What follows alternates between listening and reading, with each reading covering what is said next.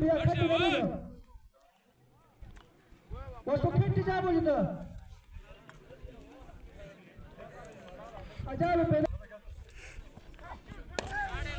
Shot, बहुत बड़ा छक्का। इससे भी बड़ा हमारे लिए